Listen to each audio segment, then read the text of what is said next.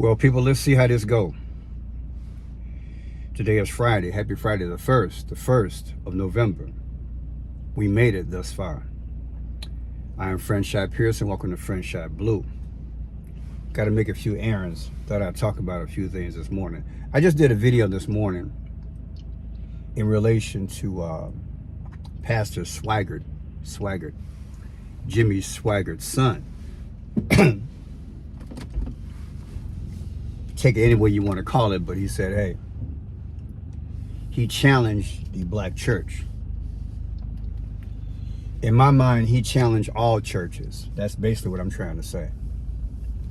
So you got some people in the comment section trying to make it a thing of color. I don't know how clear I can be other than that people want to hear what they want to hear. I did not make it about color. I showed historic because I lived during the Jimmy Swaggart period. I lived during the PTO club period. So I can speak to those issues in relation to today's. I am a journalist, specifically a black Christian journalist. But I'm a journalist right here in good old Chicago. The benefit that I have over most people on social media, I'm probably in the top maybe 25% who can share with you life experiences. And probably in the also 25% of those who can share the spiritual aspect of how America has been buffeted, so to speak, over the last 40 years of my adult life. Because you don't really become an adult till you like 18, 19, 20. So I'm in my 60s. I got 40 something years of experience watching America in relation to the world. I know the evils of socialism and communism when I see it. There was a leader back in the day said, when we go and take over America, we're not going to fire one shot. That's right. Google it. There was a strong man back in the day. When I say strong man, he had a nation behind it. He was bold enough to be prophetic and said, when we take over the country, we're not going to fire one shot. I was a history buff when I was young. I don't get enough time to read the way I want to. That's why I'm really pushing. I get 25, 30 subscribers. I can go down to maybe 2 30-minute videos a day. Get some more studying in. But the experience that I do have, I draw from and I make videos. So when the son of Jimmy Swaggart spoke today, I never meant for it to come off as black and white. And you know it. But you got some folks out here, they just want to come out here and start trouble on your site, talk a lot of smack. Go get a job. Go find something to do. Leave me alone. You know, when I was growing up, my grandmother, she taught me about tough love. And she would say some things that would just go straight to the core.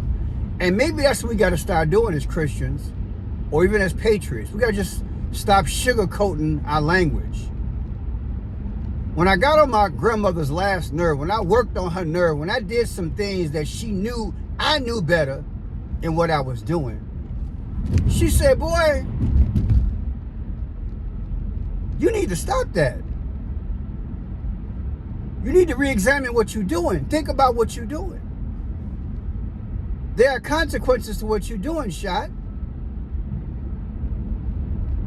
And it was her tone, it was her inflection, it was the way she said it, and it got my attention because that which she put in me through her example of living and the scriptures that she would teach me, it spoke to me. And so when I spoke to people today, particularly to Christians, it should have bothered you if your pastor or your evangelist or whomever you with is running up behind Kamala Harris and Barack Obama when you know that you know that you know that if you were the first Adam and Eve, and Obama and Kamala and Joe Biden came out with the type of morality that they had been displaying over their term, God would call you into question. What kind of God do people think that we serve? He's going to give you the gift of life without order, without instruction. He gave us a life, man. He knows that we're made in his image. He knows that we're going to make mistakes.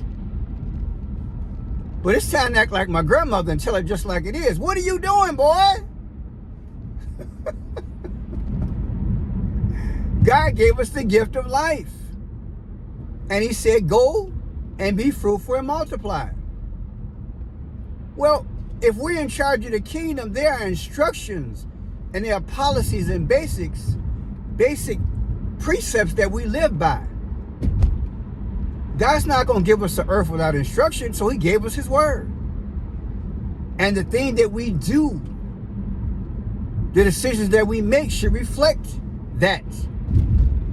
And so when you choose a candidate and the morality question comes up and you ignore it, do you think that we serve a God that's going to allow you to ignore him in future generations when the Bible has already told you through Noah's situation, through Sodom and Gomorrah, through all the other Old Testament and New Testament examples, through all the Old and New Testament examples, when you get out of order that's contrary to what God put in his word, he's going to chasten you because he chastens that which he loves.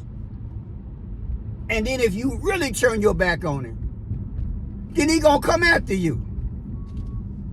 So if you have the Spirit of God in you, you shouldn't have had no problem with what I said. You know it was balanced. I'm a journalist. I brought up the old Jimmy Swaggart and the old PTO Club to show you this thing has historical significance. And then I brought it to the current. He who is without sin, do a 3-pointer, okay? Because we all in son. We all have sin. This is God's way of saying, I love you. I'll show you grace and mercy. But when you outright change my word, gonna do what you want to do, and you think you're not gonna have no repercussions and consequences, and you might begin to lose your freedom, and you think that, well, you should have been judged, then you know what? I question your Christianity. I question, do you really know God? If you don't listen to me, you're going to listen to somebody.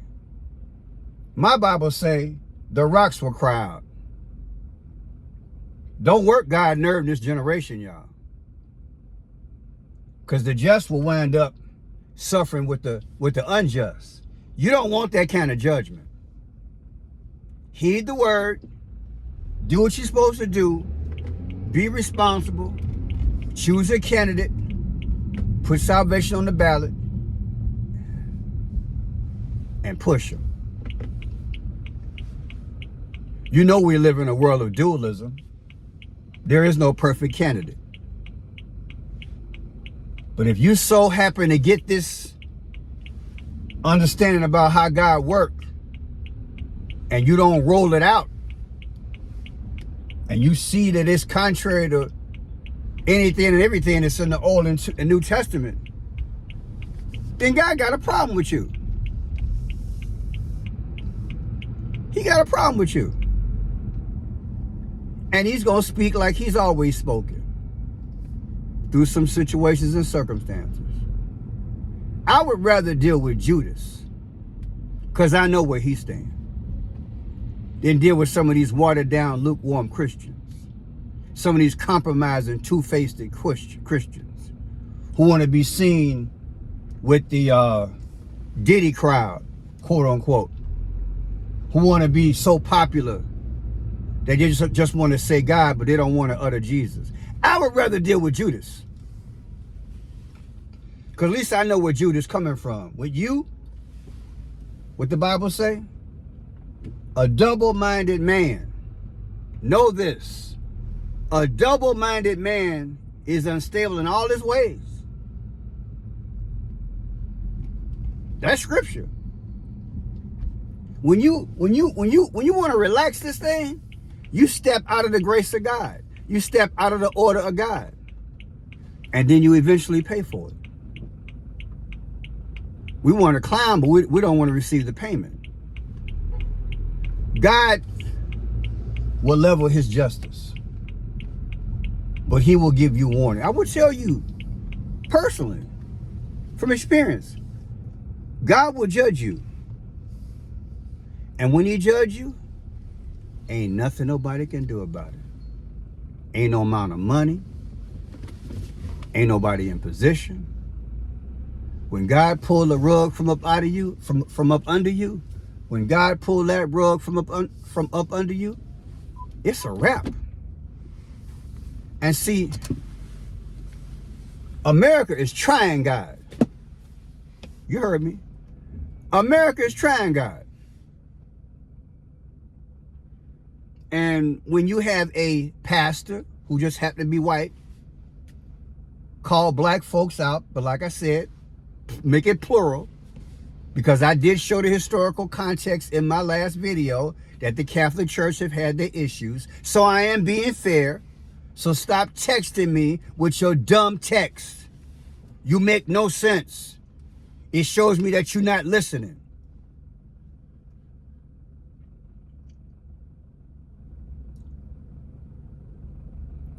It needs to be said like this, people. Sugarcoating it.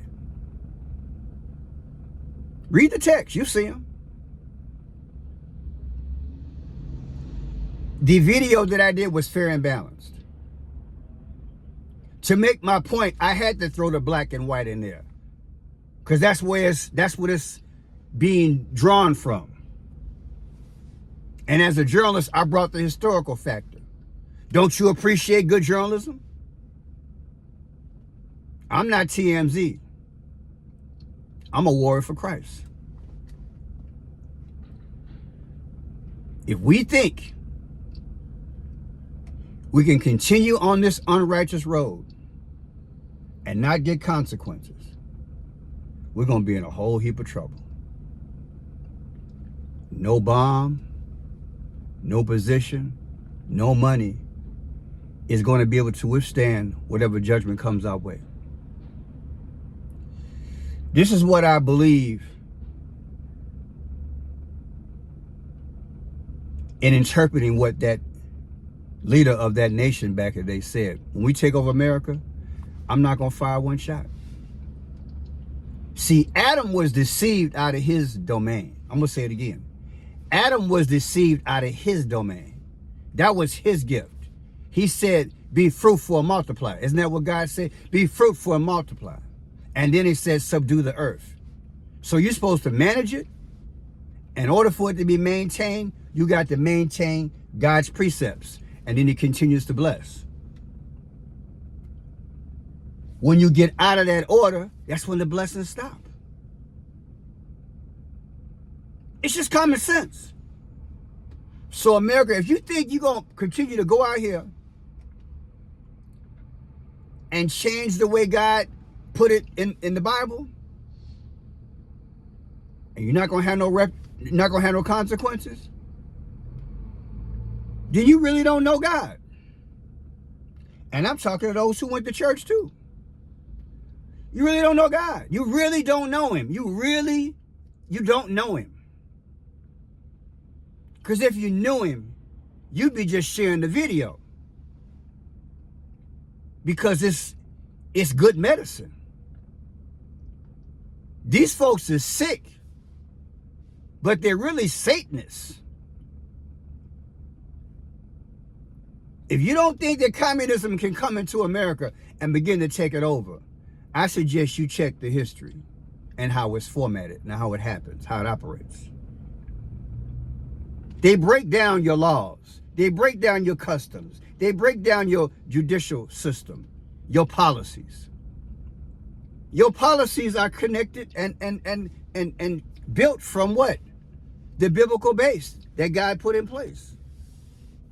You're supposed to be fruitful and multiply. How? Maintain God's precepts. Maintain God's laws. You should do everything you can that the laws of America should reflect the heavenly law.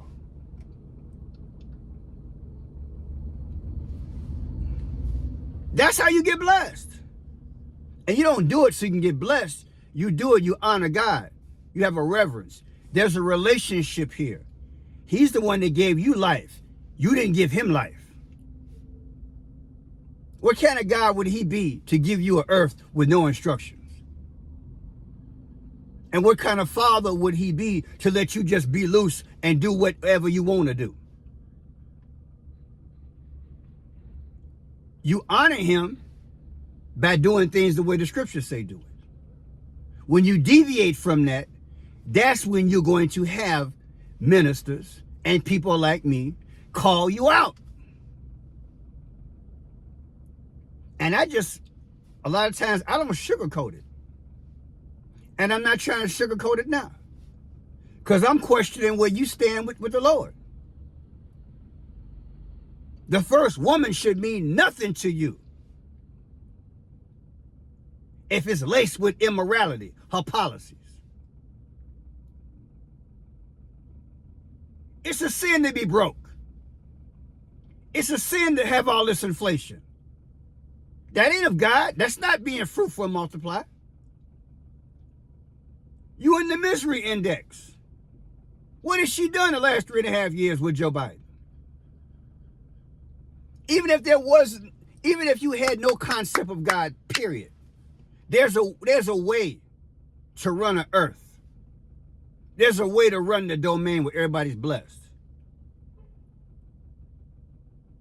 And this economic policy that they put in place, you can't go to the grocery store now and then look back in time and tell anybody, look them square in the eye and tell them that reflects biblical principles. You can't be fruitful and multiply being miserable and being broke and being stressed out. There's something wrong here.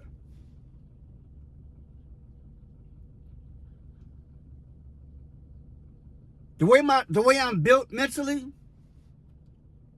the more sin we allow to come into this earth, the more Satan's going to do what he's going to do. So and I'm sure I'm speaking for Adam right about now, because it's just logic. He was beguiled. He was lied to. Oh, Adam, God suckered you. You can be like the Most High and some. All he gave you was this earth. That's what you got? We rolling like that? You can have more. The stars, moon, sun, the galaxies. You see Pluto. You see Neptune. You see Venus. You can have more than just this earth. Man, he's shortchanging you. Whatever line he threw at him, just like a pimp throws at a woman. You know the game. He pimped him. And simultaneously, when Adam sinned, he knew, because God built us with an innate nature that's connected to him. As soon as he sinned, he didn't have to go back and ask any questions. His spirit, his heart, his mind, and his soul, all in sync. They knew. I did the wrong thing. And so then when he went back and tried to talk to the devil changed the whole game. Like, hey, and Satan just throwing the game, keep throwing the game on him. And what did Adam say? Wait a minute. This ain't what you sold me on. This ain't what you sold on me. The lion is vicious. The apes are vicious. The jungle is wild. Everything is in disarray and disorder. This ain't what you didn't. Of course, Satan didn't tell him all that was going to be disrupted. Kingdom. The order. The word is connected to the kingdom. Man given a kingdom, and there's an order that he rules and reigns over. But he can't govern it the way he's supposed to when he chooses to sin. And that's all that Reverend was saying. That's all Mr. Swagger was saying. Your vote is a choice to sin. Go watch the video. He named the sins. I can't even say those sins on the social media, or I'll get in trouble. That's how far we've come in America. I can't even say what the sins are. And I'm going to go there because I need to go there.